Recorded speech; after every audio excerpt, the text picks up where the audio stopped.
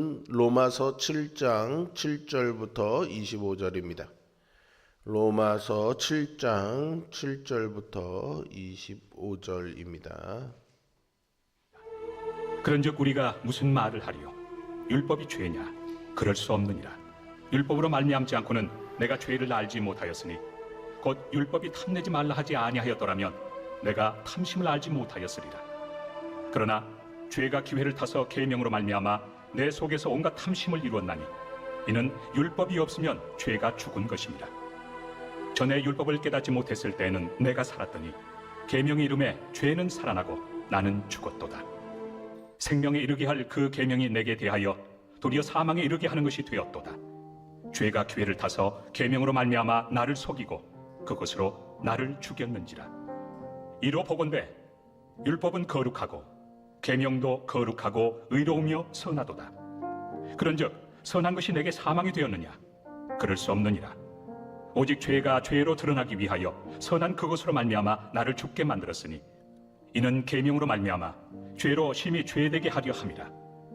우리가 율법은 신령한 줄 알거니와 나는 육신에 속하여 죄 아래 팔렸도다. 내가 행하는 것을 내가 알지 못하노니 곧 내가 원하는 것은 행하지 아니하고 도리어 미워하는 것을 행함이라. 만일 내가 원하지 아니하는 그것을 행하면 내가 이로써 율법이 선한 것을 시인하노니 이제는 그것을 행하는 자가 내가 아니요 내 속에 거하는 죄니라. 내 속 곧 내 육신에 선한 것이 거하지 아니하는 줄을 아노니 원함은 내게 있으나 선을 행하는 것은 없노라. 내가 원하는 바 선은 행하지 아니하고 도리어 원하지 아니하는 바 악을 행하는도다. 만일 내가 원하지 아니하는 그것을 하면 이를 행하는 자는 내가 아니요 내 속에 거하는 죄니라. 그러므로 내가 한 법을 깨달았노니 곧 선을 행하기 원하는 나에게 악이 함께 있는 것이로다. 내 속사람으로는 하나님의 법을 즐거워하되 내 지체 속에서 한 다른 법이 내 마음의 법과 싸워 내 지체 속에는 죄의 법으로 나를 사로잡는 것을 보는도다. 오호라, 나는 곤고한 사람이로다. 이 사망의 몸에서 누가 나를 건져내랴? 우리 주 예수 그리스도로 말미암아 하나님께 감사하리로다. 그런즉 내 자신이 마음으로는 하나님의 법을, 육신으로는 죄의 법을 섬기노라. 아멘. 오늘 말씀에서 바울은 로마 교회 성도들이 마주하고 있는 삶의 현실은 치열한 죄와 싸움이기에 승리하신 그리스도를 바라봐야 한다라고 말하고 있습니다. 이 말씀이 오늘날 그리스도와 연합해 열매를 맺기 위해 살아가기로 결단한 우리에게 주는 교훈은 무엇일까요? 먼저 율법은 우리의 죄악을 조명한다는 사실을 우리는 알아야 합니다. 율법은 본래가 악한 것은 아닙니다. 율법은 고유한 기능이 있는데 선악을 알게 하는 나무의 열매 자체가 악한 것은 아닌 것처럼 율법은 선과 악을 판별하는 그런 기능을 담당합니다. 다만 율법에는 의로움을 제공하는 능력은 없습니다. 율법의 기능은 죄를 밝히는 것이죠. 즉 무엇이 죄인지 우리가 알게 한다라는 것입니다. 오늘 본문에서 바울은 이 율법의 역할에 대해서 말합니다. 바울은 이 율법이 본래 선한 목적으로 주어졌지만 사람의 악한 본성이 율법을 악용했다고 말합니다. 바울은 죄와 이 율법의 문제를 설명하기 위해 창세기 3장에 기록된 인간의 범죄 현장을 떠올립니다. 선악을 알게 하는 나무의 열매를 옳고 그름을 분간하게 하는 하나님의 율법으로 보고 뱀이 그 열매를 통해 기회를 틈타 죄를 가지고 들어왔다고 본다면은 죄가 즉 뱀이 계명으로 상징되는 율법으로 상징되는 하나님이 금하신 나무를 이용해 보암직하고 먹음직도 한 탐심을 이룬 것이죠. 이런 이해는 바울 시대의 유대인들의 견해와는 매우 큰 차이를 보입니다. 유대인들은 율법으로 인해 자기들이 죄로부터 멀어지고 악에 대한 처방전을 가지고 있다고 생각했습니다. 그러나 바울은 율법이 하나님의 계명으로서 거룩하고 선하지만 죄를 벗어나게 하는 것이 아니라 죄를 더 명확하게 드러내는 기능을 하고 있음을 강하게 주장합니다. 그리고 바울은 9절과 10절에서 자신만의 율법관을 제시합니다.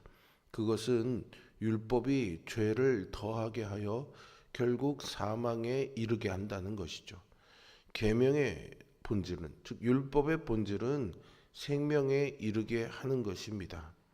하나님이 이스라엘 백성들에게 율법을 주신 목적도 그들을 심판하기 위해서가 아닙니다. 그들에게 천대까지 복을 주시기 위함이고요. 언약 백성으로 살기 위함입니다. 그러나 이스라엘은 율법의 본래 목적을 이루는 데 실패했습니다. 율법에 온전히 순종하면 그 율법에 따라서 생명이 주어지지만 문제는 인간에게 그런 능력이 없기 때문이죠. 율법은 하나님이 모세를 통해 출애굽한 이스라엘에게 주신 하나님의 말씀이었습니다. 이스라엘은 자신들을 구원하신 하나님의 은혜에 감사하는 마음으로 율법에 순종해야 했습니다. 그리고 그들의 순종은 하나님을 사랑하고 이웃을 사랑하는 삶의 실천으로 드러나야 했습니다.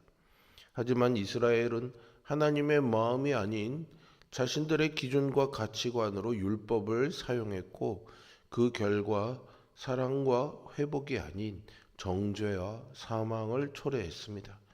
예수님은 율법주의적인 기준으로 사람을 평가하고 자기 의의를 자랑하는 바리새인들을 책망하셨죠.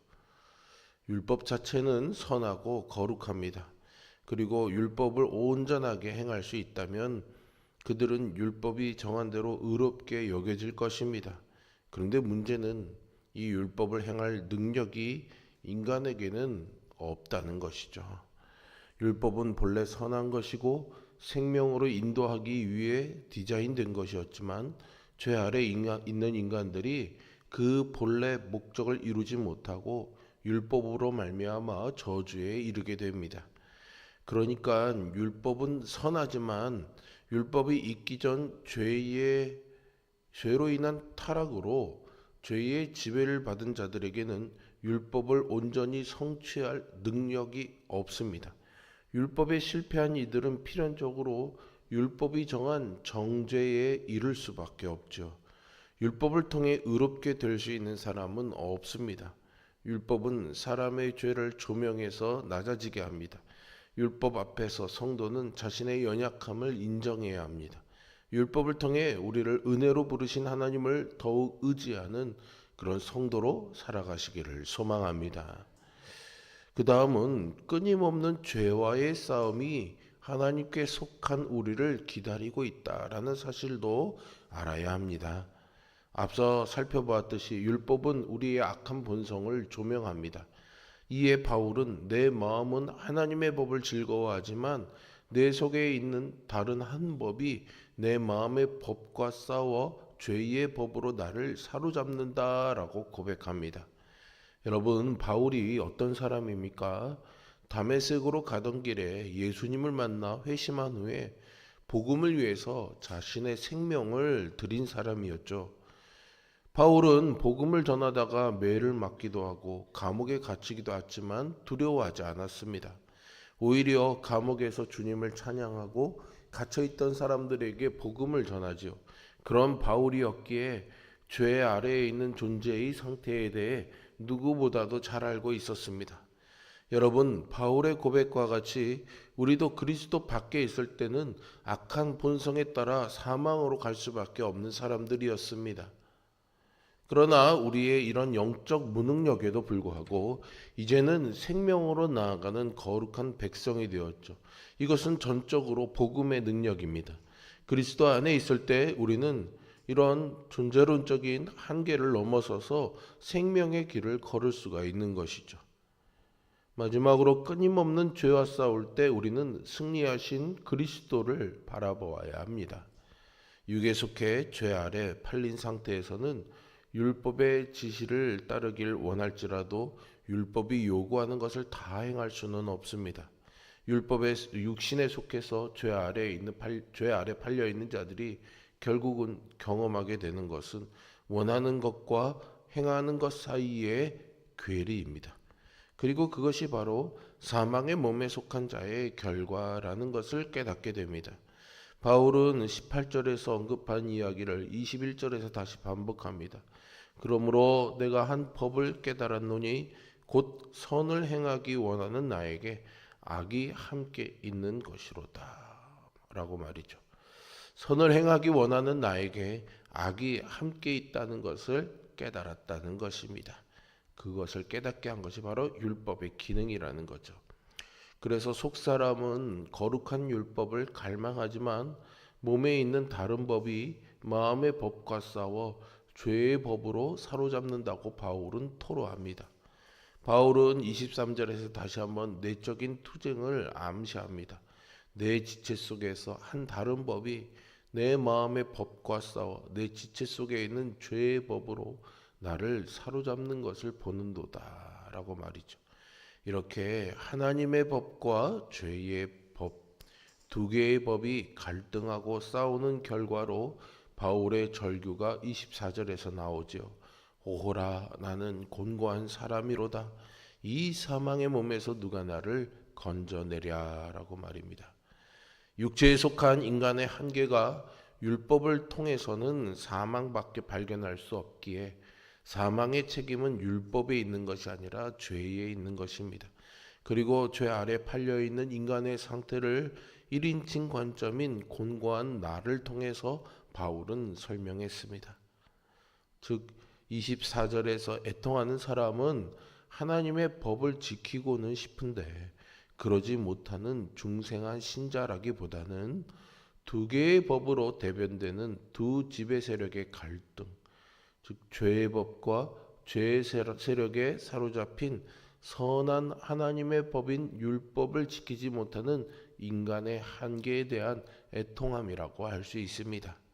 다시 말해 이 곤고함은 생명의 근원이신 그리스도 밖에 거해 참된 자유를 맛보지 못한 자가 율법을 마주할 때 경험하는 절망입니다. 바울은 내면에서 죄와 싸우면서 그리스도를 바라봅니다. 자신은 그 싸움을 이길 능력이 없지만 그리스도께서 승리하셨기에 탄식 속에서 감사를 외치죠. 애통과 울부짖음이 감사로 바뀔 수 있는 이유는 그리스도 예수 안에 있는 생명의 성령의 법이 죄와 사망의 법에서 우리를 해방했기 때문입니다. 여러분, 율법은 우리의 연약함을 드러내고 죄는 끊임없이 우리를 공격하지만 우리에게는 소망이 있습니다. 그 소망은 바로 그리스도이죠. 그리스도께서 이미 승리하셨기에 우리에게도 소망이 있습니다. 고단한 삶에 의지할 곳이 없어 지칠 때 소망 되시는 그리스도를 바라보십시오. 그리스도 안에서 참된 안식과 평안을 누릴 수 있습니다. 우리는 그리스도의 은혜로 구원받은 하나님의 자녀입니다. 여전히 연약해 흔들리고 쓰러지더라도 우리가 그리스도의 은혜 안에 있음을 기억하십시오. 인생의 여정에서 계속되는 죄와 싸워 승리하는 길은 그 죄를 규정하고 있는 율법을 어떻게 지키려고 아둥바둥대기보다는 구원자 되신 그리스도를 바라보고 의지하는 것입니다. 연약한 나를 위해 자신을 내어주신 그리스도의 사랑과 은혜를 기억하면서 고난과 어려움 중에서도 오늘 바울처럼 감사와 찬양을 올려드리며 사는 우리 모두가 될 수 있기를 주님의 이름으로 축원드립니다. 기도하겠습니다. 사랑과 은혜가 풍성하신 아버지 하나님, 오늘 죄의 문제로 인하여 온전히 이룰 수 없는 율법의 요구 아래에서 죄로 인해 곤고해하며 절규하는 우리들에게 그리스도라는 소망의 빛을 주시니 감사와 찬양을 올려드립니다. 아무리 노력해도 헤어나올 수 없는 버둥거림에 지쳐있는 우리들, 아무리 애써도 하나님 앞에서 당당하게 설 수 없는 것 같은 자괴감과 절망감에 빠져있는 우리들을 예수 그리스도라는 복음으로 구원해 주시고 생명의 길로 또 빛의 길로 인도하시는 하나님의 은혜가 있음을 기억하게 하여 주시옵소서. 그래서 이 복음의 빛을 붙잡고 그리스도 안에서 어떠한 삶의 상황 속에서라도 감사와 찬양을 올려드리며 살아가는 우리 모두가 되게 하여 주시옵소서. 장례를 당한 가정 위에 하나님의 위로하심이 있게 하여 주시고 모든 장례의 일정들 가운데 하나님의 은총과 은혜가 부어지게 하여 주옵소서. 예수 그리스도의 이름으로 기도합니다. 아멘. 하늘에 계신 우리 아버지